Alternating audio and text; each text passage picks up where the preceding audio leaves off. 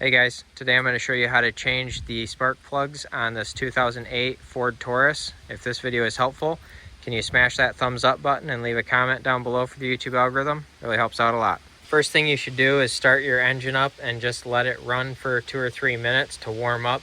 That helps the spark plugs come out of the head easier. We're going to do the front 3 here first, and then we will remove the intake manifold and do the rear 3. So pull this little tab over and wiggle, twist, and lift on that line. I'll just rotate it up out of the way. Then we're going to use an 8mm socket to remove these bolts right here. To undo these clips, you need to pull back on this red tab right here. You're just going to pull back like that, then push in on the tab and pull back. Once you've got that unplugged, you can just pull the coil right out like that. Then we're going to take a 16mm deep socket with an extension.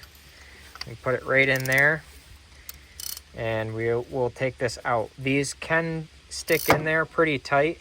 I would recommend loosening it a little bit, tightening it back up, then loosening it a little bit more, tightening it back up, and then turn it out when it starts turning easy.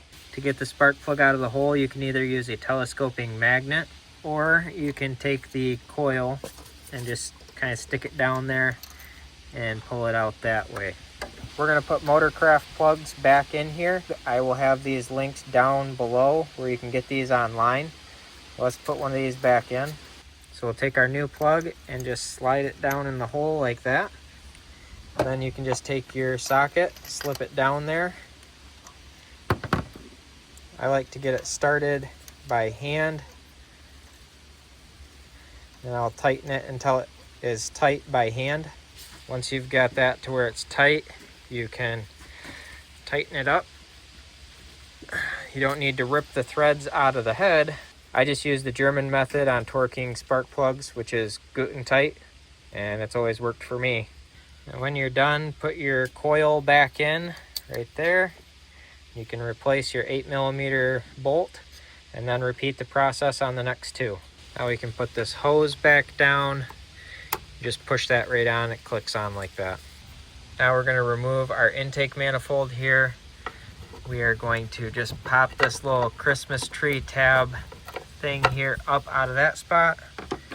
And then we are going to unhook the line on both ends over here and right down here. These come undone by just pushing in on this yellow tab here and pull, and they come right off like that. Careful, these hoses can get brittle over time. Pinch this hose clamp and move it back and pull that hose off from there. I believe there should be a hose clamp down here on this hose, but mine's gone. I'm going to unhook it right there. You could also take this hose clamp back and unhook it up here if you wanted to. Now unplug this clip the same way that we unplugged our coils. Pull that red tab up, push in on the tab right there, and lift it off. Take out this 8mm bolt right there. We're going to take this big intake boot off. So loosen this 8mm hose clamp right here. Pull this rubber hose out right here like that. And then unhook this the same way that you unhooked the other side down here. Now use an 8mm socket or a flathead to loosen this hose clamp right here, and we can pull this back off from the throttle body. Then we'll be able to remove this. Then remove this 8mm bolt right down here. Now we have 6 8mm bolts holding the intake plenum on. There's 2 right here. 1, 2, 3, 4, 5, 6. Those bolts are all the same length, except for this one is really long. Last thing we're going to do is just pop these tabs out right here. Just pull all 3 of these out. Get those out of the way, then we can lift our intake manifold out. Now we can follow the same procedure back here that we did up in the front. This is obviously a good time to think about replacing your coils. If you want to replace those, I will have these linked down below where you can get these online. Last thing to check here before you throw this back in is to check and make sure that your intake gaskets here are still soft and pliable. If they are, go ahead and reuse them.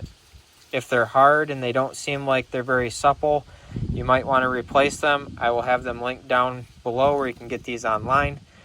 But at this point, throw your intake manifold back in and just start reassembling the way that you took it apart.